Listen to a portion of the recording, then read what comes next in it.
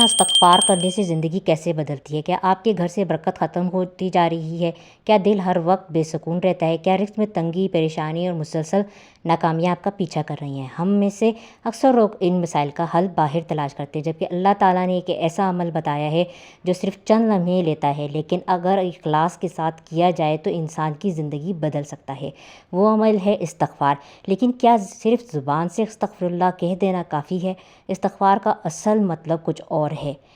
آج کی اس ویڈیو میں ہم قرآن و سنت کی روشنی میں جانیں گے کہ استغفار کی اصل حقیقت کیا ہے، اس کے کیا فوائد ہیں اور اسے اپنی روزمرہ زندگی میں کیسے اپنایا جائے۔ السلام علیکم یوٹیوب فیملی، کیسی ہیں آپ سب؟ امید ہے سب خیریت سے ٹھیک ٹھاک ہوں گے۔ آج کا جو میرا ٹاپک ہے وہ استغفار کے اوپر ہے، اور اس کو کس طریقے سے پڑھا جائے اور اپنی زندگی میں اپنائیں، اس کے کتنے بڑے فائدے ہیں اس کے بارے میں بتاؤں گی۔ ساتھ ساتھ آپ کے جو ہے میں یہ بھنڈی پکا رہی ہوں، اس کی ریسیپی ضرور ٹرائی کیجیے گا، آزمائیے گا، دیکھیے گا، سیکھیے گا، اور ساتھ ساتھ میرے چینل کو لائک، شیئر اور سبسکرائب کیجیے گا۔ اور ساتھ ہی میں اپنے ٹاپک کی طرف دوبارہ آتی ہوں۔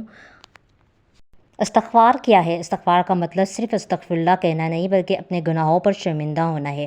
اللہ تعالیٰ سے معافی مانگنا اور دوبارہ گناہ سے بچنے کی کوشش کرنا بھی اس کا حصہ ہے۔ اللہ تعالیٰ اپنے بندوں کی توبہ کو پسند فرماتا ہے، چاہے گناہ کتنے ہی زیادہ کیوں نہ ہوں، اگر بندہ سچے دل سے رجوع کرے۔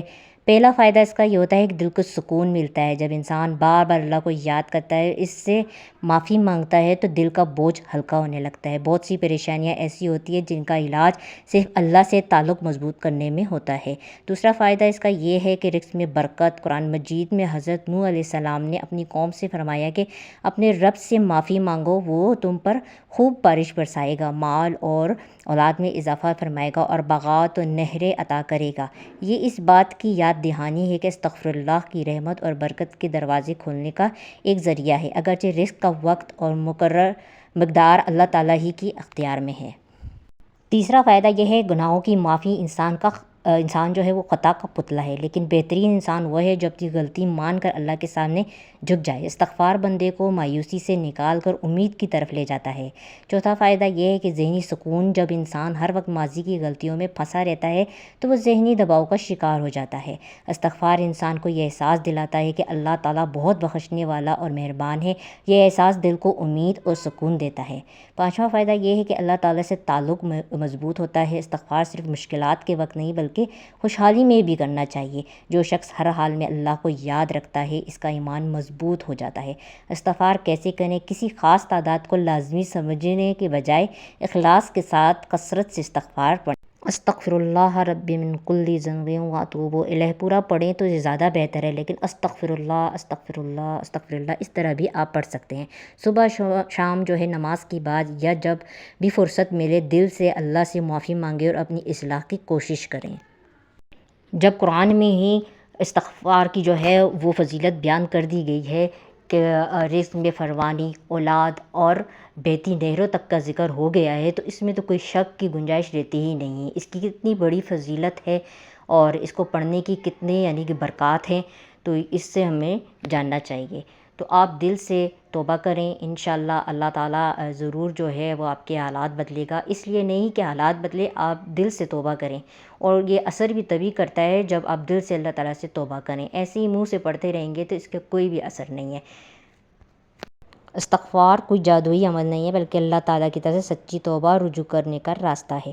جب بندہ اخلاص کے ساتھ اپنے رب کی طرف لوٹتا ہے تو اللہ تعالیٰ کی رحمت اس کے لیے امید کے دروازے کھول دیتی ہے۔ اللہ تعالیٰ ہم سب کو کثرت سے استغفار کرنے کی، گناہوں سے بچنے اور اپنی رحمت سے نوازنے کی توفیق عطا فرمائے، آمین۔